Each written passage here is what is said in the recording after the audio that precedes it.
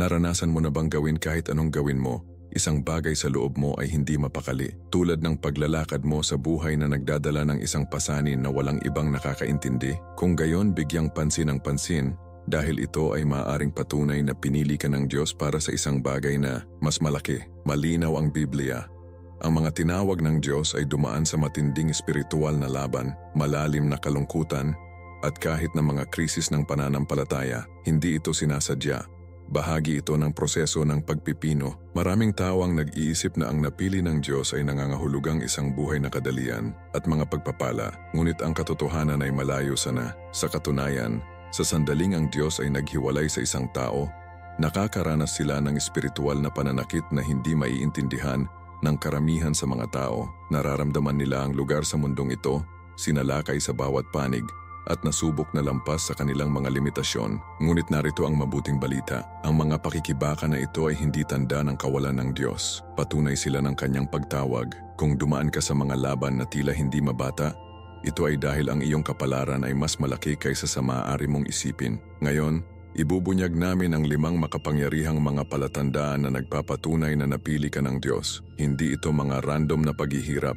Sila ay mga banal na tagapagpahiwatig na ang iyong buhay ay may mas mataas na layunin. Manatili sa akin hanggang sa huli, dahil ang matututunan mo ay maaaring baguhin ang lahat tungkol sa kung paano mo nakikita ang iyong mga pakikibaka. At bago tayo magsimula, hilingin ko sa iyo, naramdaman mo ba na hindi ka kabilang sa mundong ito? Mag-drop ng isang puna sa ibaba at pag-usapan natin ito. Ngayon, sumisid sa unang pag-sign, isa na hindi pinapansin ng karamihan sa mga tao, ngunit isang direktang signal mula sa Diyos. Mayroong isang malalim, hindi matitinag na pakiramdam na may nawawala. Kahit na ang buhay ay tila maayos, career, mga relasyon, kahit na mga personal na nagawa, mayroong isang hindi maipaliwanag na walang bisa na walang maaaring punan. Hindi ito nagkataon. Ito ay isang banal na pagtawag. Inilalagay ng Diyos ang hindi mapakali na ito sa mga puso ng mga napili niya, na tinutulak sila patungo sa isang bagay na mas malaki. Sinasabi ng Ecclesiastes 3:11 na ang Diyos ay nagtatakda ng kawalang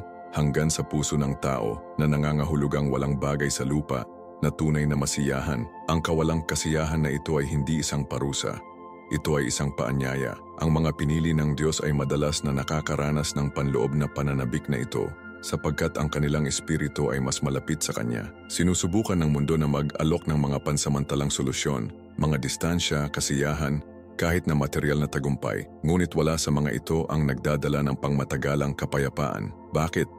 Sapagkat ang kaluluwa ay hindi nilikha upang masiyahan sa anumang bagay na mas mababa sa Diyos mismo. Marami ang sumusubok na patahimikin ang pananabik na ito sa mga relasyon, libangan, o personal na mga nagawa. Umaasa na ang pakiramdam ay mawala. Gayunpaman, kahit gaano kalaki ang hinahabol nila pagkatapos ng mga bagay na ito, nananatili ang kawalan ng laman. Para bang ang kaluluwa ay umiiyak para sa isang bagay na mas malalim, isang bagay na walang hanggan. Inilarawan ni Apostol Pablo ang pakiramdam na ito nang sinabi niya, "Itinuturing kong pagkawala ang lahat dahil sa labis na halaga ng pagkilala kay Kristo Jesus na aking Panginoon." Filipos 3:8. Ang napagtanto ni Pablo ay ang parehong katotohanan na binabaliwala ng marami. Ang isang relasyon lamang sa Diyos ang tunay na makumpleto sa atin. Ito ang dahilan kung bakit ang mga pinili ng Diyos ay madalas na nakakaramdam ng hindi kasiya siya sa mga makamundong bagay, dahil ang mga ito ay sinadya para sa isang bagay na mas malaki. Sa sandaling nakilala nila ito, nagbabago ang lahat. Kaya paano tumugon ang isa sa pagtawag na ito? Ang sagot ay nakasalalay sa paghanap ng Diyos na sinasadya. Ang panalangin ay hindi lamang isang relihiyosong ritual. Ito ay isang direktang pag-uusap sa tagalikha. Si Jesus mismo ay madalas na umatras upang manalangin, maging sa gitna ng kanyang ministeryo. Lucas 16. Kung ang anak ng Diyos ay nangangailangan ng oras na nag-iisa sa Ama, gaano pa tayo? Ang mga napili ay dapat linangin ang ugali na ito, itabi ang mga pagkagambala at naghahanap ng presensya ng Diyos. Ang pagbabasa ng Biblia ay isa pang makapangyarihang paraan upang pakainin ang kaluluwa. Ang awit 119:105 ay nagpapaalala sa atin na ang salita ng Diyos ay isang lampara para sa aking mga paa, isang ilaw sa aking landas. Ang kawalan ng pakiramdam na naramdaman ng mga tao ay madalas dahil naglalakad sila ng walang ilaw na ito. Ang mga ito ay natitisod sa kadiliman, Hindi alam na ang mga sagot na hinahanap nila ay nakasulat na sa banal na kasulatan. Mahalagang maunawaan na ang espiritual na hindi mapakali ay hindi isang bagay na dapat matakot. Ito ay patunay na ang Diyos ay nagtatrabaho, na siya ay tumatawag ng isang tao na mas mataas. Marami sa mga pinakadakilang figure sa Biblia ang nadama ng hindi mapakali bago lumakad sa kanilang banal na layunin. Si Moises ay nanirahan sa palasyo ni Paraon na napapaligiran ng kayamanan at pribilehyo, gayunpaman ay naramdaman niya ang higit pa. Ang hindi mapakali na iyon ay humantong sa kanya sa kanyang pagtawag bilang tagapagligtas ng Israel. Ang parehong ay totoo ngayon. Ang Diyos ay pukawin ang puso ng isang tao hanggang sa wakas ay lumingon sila sa Kanya. Hindi ito tanda ng isang bagay na mali. Ito ay tanda ng isang bagay na tama. Ang kakulangan sa ginhawa ay isang banal na signpost na nagtuturo sa isang mas malalim na relasyon sa Diyos. At iyon lang ang simula. Ang pakiramdam ng espiritual na pananabik ay ang unang hakbang lamang sa isang mas malaking paglalakbay. Maraming nakakaranas nito sa lalong madaling panahon. Mahahanap ang kanilang mga sarili na nahaharap sa isang bagay na mas mahirap, espiritual na paghihiwalay. Ito rin ay bahagi ng proseso ng pagpipino ng Diyos na hinuhubog ang mga napili niya para sa isang mas malaking layunin. Ang isa sa mga pinakamasakit na karanasan para sa mga pinili ng Diyos ay ang pakiramdam ng paghihiwalay. Kahit na napapaligiran ng mga tao, pamilya, mga kaibigan, katrabaho, may kaunting pakiramdam na naiiba ng hindi ganap na pag-aari. Hindi ito isang aksidente. Ito ay isang espiritual na katotohanan. Ang Diyos ay madalas na naghihiwalay sa mga napili niya.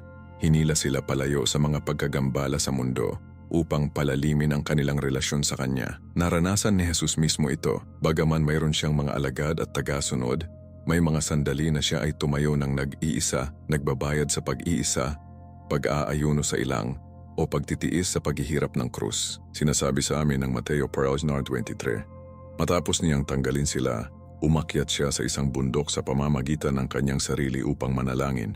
Kung si Jesus ang anak ng Diyos ay kailangang dumaan sa mga sandali ng pag-iisa, bakit naiiba ito sa mga sumusunod sa Kanya? Maraming tao ang nagkakamali sa kalungkutan na ito para sa pagtanggi. Ngunit talagang paghahanda, pinaghiwalay ng Diyos ang Kanyang mga napiling mga ito upang palakasin sila, upang turuan silang umaasa sa Kanya kaysa sa pag-apruba ng iba. Ang kwento ni Joseph ay isang perpektong halimbawa. Siya ay ipinagkanulo ng kanyang mga kapatid na ibenta sa pagkaalipin at itinapon sa bilangguan. Lahat bago lumakad sa kanyang kapalaran bilang isang pinuno sa Egypt. Ang tila tulad ng pag-abandona ay talagang banal na pagpoposisyon. Sinabi ng awit 105:19, hanggang sa dumating ang oras upang matupad ang kanyang mga pangarap, sinubukan ng Panginoon ang karakter ni Joseph. Ang parehong nangyayari ngayon. Ang pakiramdam ng paghihiwalay ay hindi nakakalimutan ng Diyos ang isang tao. Ito ang pinino sa kanila para sa isang bagay na mas malaki. Ngunit paano dapat tumugon ang isa sa espiritual na kalungkutan? Ang unang hakbang ay kinikilala ito bilang isang panahon, hindi isang permanenteng estado. Si Elias, isa sa mga pinakadakilang propeta, ay minsan ay nadama na nag-iisa na hiniling niya sa Diyos na kunin ang kanyang buhay. 1 Hari 19:4. Gayunpaman, ipinahayag sa kanya ng Diyos na may libo pa rin na hindi yumuko sa mga maling Diyos. Hindi siya tunay na nag-iisa. Gusto ng kaaway na gumamit ng kalungkutan bilang isang sandata na pinaniniwalaan ng mga tao na sila ay inabandona. Ngunit ang katotohanan ay ang Diyos ay hindi kailanman iniwan ang kanyang mga napili. Ang awit 68:2, ay nagpapaalala sa atin na itinatakda ng Diyos ang malungkot sa mga pamilya. Nangangahulugan ito na lagi siyang magbibigay ng tamang koneksyon sa tamang oras. Ang isa pang susi ay ang pagyakap ng pagkakataon para sa mas malalim na pakikipag-ugnay sa Diyos. Sa halip na pigilan ng pag-iisa, dapat gamitin ito ng isa upang higit na hanapin siya. Ang ilan sa mga pinakadakilang paghahayag sa Biblia ay dumating nang ang mga tao ay nag-iisa kasama ang Diyos. Ang mga dosis sa Mount Sinai, si Paul sa ilang, si Juan sa isla ng Patmos. Ang mga nakakaranas ng espiritual na kalungkutan ay dapat makita ito bilang isang paanyaya na lumago sa pananampalataya upang marinig ang tinig ng Diyos ng mas malinaw. Ang pagbuo ng isang ugali ng panalangin, pag-aayuno at pag-aaral ng banal na kasulatan ay magbabago sa isang oras ng pagbabagong anyo. Sa mga sandaling ito ay inihayag ng Diyos ang kanyang sarili sa mga paraan na hindi magiging posible sa ingay ng pang-araw. araw na buhay. At kung parang ang paghihiwalay ay hindi magtatapos, may hindi inaasahang mangyayari. Nagsisimula ang mga espiritual na labanan dahil sa sandaling ang isang tao ay lumapit sa Diyos. Napansin ng kaaway. Ito ang dahilan kung bakit ang mga pinili ng Diyos ay madalas na nahaharap sa walang tigil na pag-atake. Ang mga hamon na tila wala sa kahit saan. Ngunit ang mga laban na ito ay hindi mga palatandaan ng pagkatalo. Ang mga ito ay kumpirmasyon ng isang banal na pagtawag. Sa sandaling ang isang tao ay nagpasya na maghanap ng Diyos ng buong puso, nagsisimula ang isang hindi nakikita na digmaan. Hindi sinasadya na pagkatapos ng isang tao ay nagpapalalim ng kanilang pananampalataya, ang lahat ay tila nagkamali, mga pakikibaka sa pananalapi, salungatan sa pamilya, kaguluhan sa emosyon. Ang mga ito ay hindi random na mga kaganapan. Sila ay mga espiritual na pag-atake. Ang kaaway ay hindi nag-aaksaya ng oras sa pag-atake sa mga hindi banta. Ngunit kapag ang isang tao ay pinili ng Diyos, tumindi ang oposisyon. Nagbabala si Jesus tungkol sa katotohanan ito sa Juan 1:33. Sa mundong ito, magkakaroon ka ng problema. Ngunit magpuso, napagtagumpayan ko ang mundo. Ang mismong pagkakaroon ng mga pakikibaka ay patunay ng isang banal na pagtawag. Ang mga kabilang sa Diyos ay palaging haharap sa paglaban sapagkat isinusulong nila ang kanyang kaharian. Ang mga pag-atake na ito ay madalas na pumapasok sa mga alon na hinahagupit ang mga pinakamahina na lugar ng buhay ng isang tao. Marahil ito ay isang hindi inaasahang pagtataksil, isang malalim na personal na pagkawala, o isang biglaang alon ng pag-aalinlangan. Ang layunin ng kaaway ay palaging pareho, upang mapahina ang pananampalataya.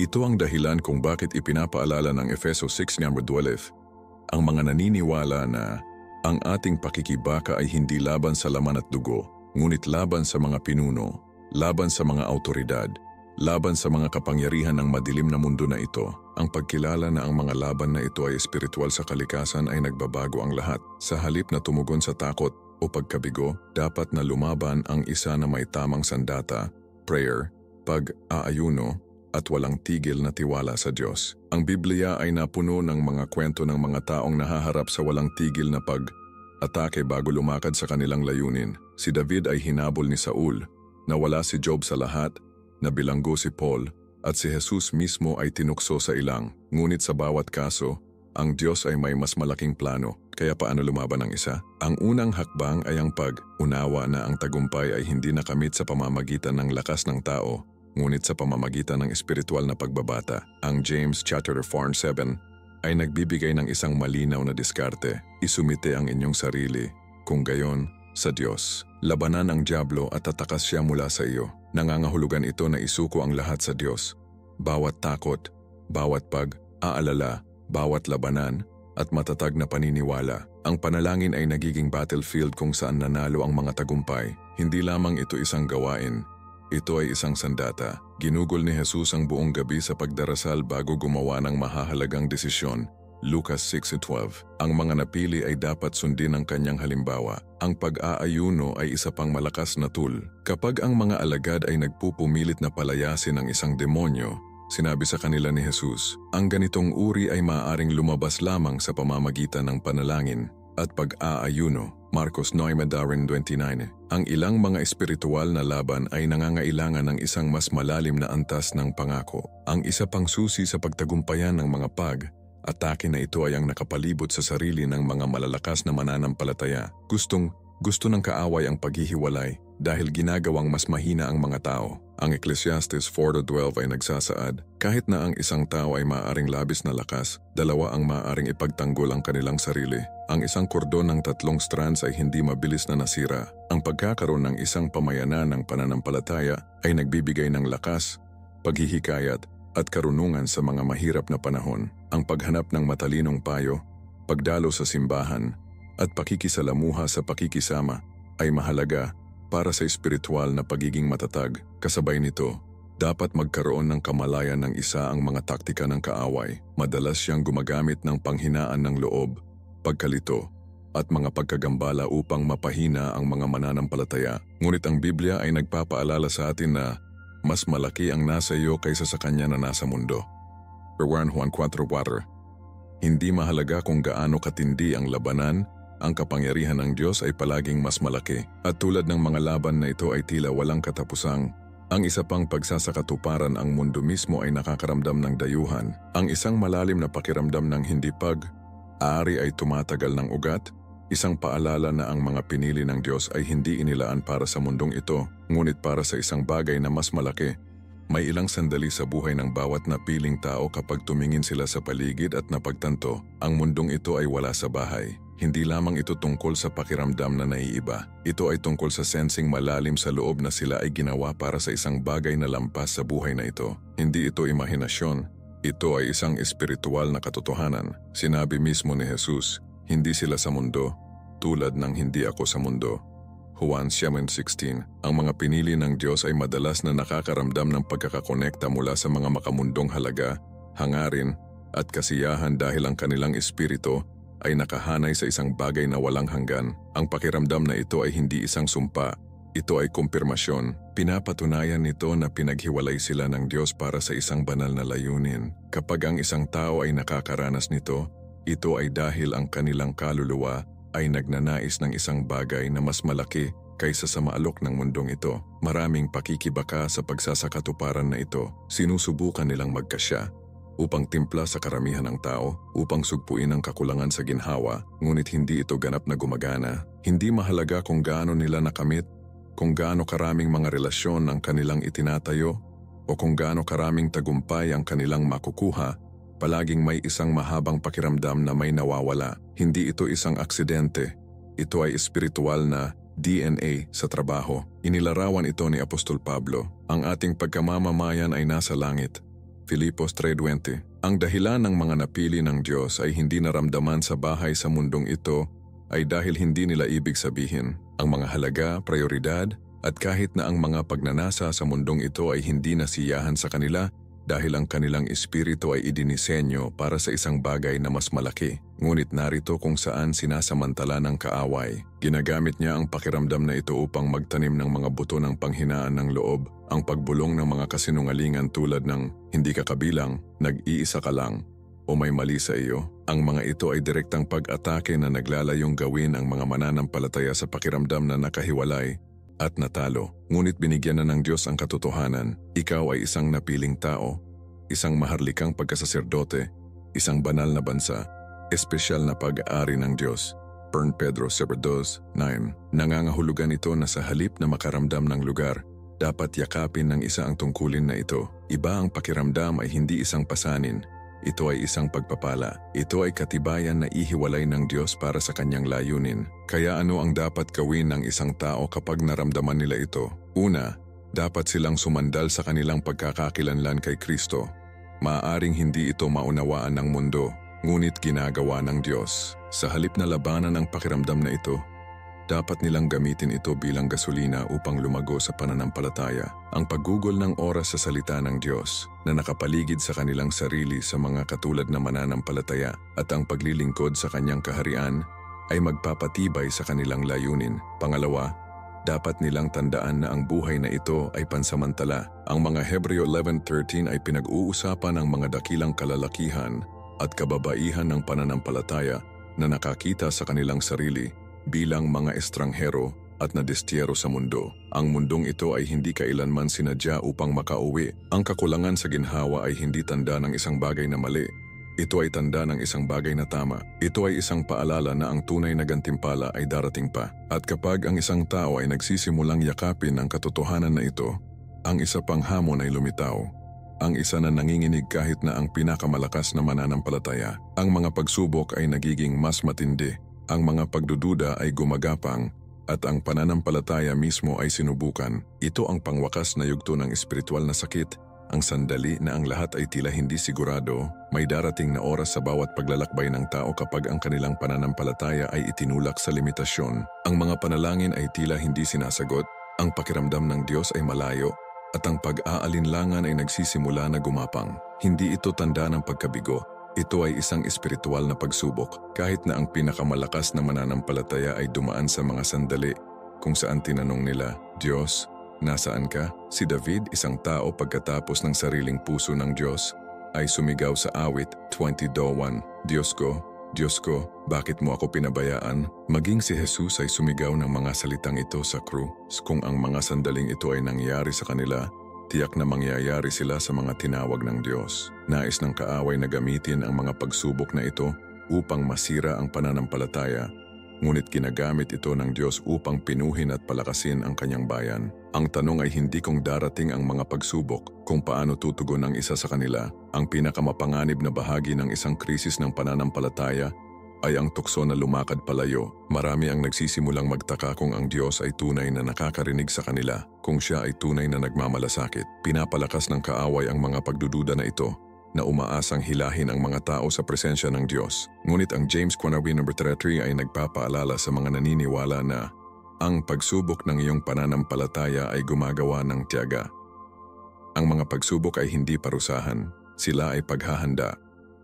Tumingin kay Job na wala ang lahat, ang kanyang kalusugan, kanyang kayamanan, maging ang kanyang pamilya. Gayunpaman sa huli na ibalik siya ng Diyos at pinagpala siya kahit na kaysa sa dati. Job 2:10. Ang mga humahawak sa bagyo ay makakahanap ng kanilang sarili na mas malakas, mas marunong, at mas malalim na konektado sa Diyos kaysa dati. Kaya paano nakaligtas ang isang tao ngayong panahon? Una, sa pag-alala na ang pananampalataya ay hindi tungkol sa damdamin, tungkol ito sa tiwala. Nagbabago ang mga damdamin, ngunit ang salita ng Diyos ay nananatiling pareho. Kapag sinabi ng mga emosyon, "Iniwan ako ng Diyos," sabi ng Biblia, "Hindi kita iiwan o talikuran ka." Deuteronomio 31:6. Pangalawa, sa pamamagitan ng pananatili sa panalangin kahit na parang walang nakikinig. Nagturo si Jesus sa Lucas 18:1 na ang kanyang mga tagasunod ay dapat laging manalangin at hindi sumuko. Ang katahimikan ay hindi nangangahulugang kawalan. Minsan, sinusubukan ng Diyos kung gaano talaga siya pinagkakatiwalaan ng isang tao. Ang mga nagtutulak sa panalangin ay sa huli ay maririnig ang kanyang tinig, mas malakas at mas malinaw kaysa sa dati. Ang isa pang susi ay nakatayo sa mga pangako ng Diyos. Kapag nag-aalinlangan ang mga bulong, dapat ipahayag ng isang tao ang katotohanan ng Diyos ng malakas. Ang banal na kasulatan ay hindi lamang isang libro. Ito ay isang sandata. Ginamit ito ni Jesus mismo upang labanan ang tukso sa ilang na tumutugon sa kaaway na may "Ito ay nakasulat," Mateo Quantum Water. Ito ang diskarte para sa pagtagumpayan sa bawat pag-atake sa espiritual. Ang nakapalibot sa sarili sa mga makadiyos na mentor at isang malakas na pamayanan ng pananampalataya ay mahalaga din. Nais ng kaaway na ibukod ng mga mananampalataya ang kanilang mga sarili. Ngunit ang Ecclesiastes 4:9-10 ay nagsasabi, ang dalawa ay mas mahusay kaysa sa isa. Kung ang alinman sa kanila ay bumagsak, makakatulong ang isa sa isa pa. Ang pananatiling konektado sa mga naghihikayat sa pananampalataya ay kritikal. At pagkatapos, kung ang paglilitis ay tila hindi mapigilan, may makahimalang nangyayari. Masugid, ang mga nagtitiis ay makakahanap ng kanilang sarili na nagbabago. Ang kanilang pananampalataya ay hindi na batay sa mga pangyayari, ngunit sa hindi matitinag na pundasyon kung sino ang Diyos. At sa sandaling iyon, mapagtanto nila ang isang bagay na makapangyarihan. Bawat sakit, bawat pakikibaka, bawat sandali ng pagdurusa ay patunay na pinili silang lahat. Ginawa mo ito hanggang sa huli, at ngayon alam mo na, ang mga pakikibaka na iyong kinakaharap ay hindi random. Ang mga ito ay patunay na pinaghiwalay ka ng Diyos para sa isang bagay na mas malaki. Espiritual na hindi mapakali kalungkutan, walang humpay na mga laban, pakiramdam na hindi ka kabilang, at kahit na mga krisis ng pananampalataya, lahat ng ito ay mga palatandaan na hinuhubog ka ng Diyos, pinapalakas ka, at inihahanda ka para sa kanyang banal na layunin. Ang kaaway ay hindi lalaban ng husto laban sa iyo kung hindi ka banta, ngunit narito ang susi. Hindi ka nag-iisa sa labanan na ito, kaya ngayon nais kong marinig mula sa iyo. Alin sa mga espiritual na pananakit na ito ang naranasan mo? Drop ng isang puna sa ibaba at magtayo ng isang pamayanan ng pananampalataya ng magkasama. Ang iyong kwento ay maaaring eksakto kung ano ang kailangang marinig ng ibang tao ngayon. At kung ang mensahe na ito ay nagsalita sa iyo, tiyaking mag-subscribe sa channel at i-on ang mga abiso, sapagkat ito lamang ang simula. Marami pa upang matuklasan ang tungkol sa kung paano hinuhubog ng Diyos ang iyong kapalaran. At bago ka pumunta, huwag palalampasin ang susunod na video na darating sa iyong screen. Kukunin ang paghahayag na ito kahit na mas malalim. Magkita tayo doon at tandaan pinili ka ng Diyos para sa isang bagay na pambihira. God bless.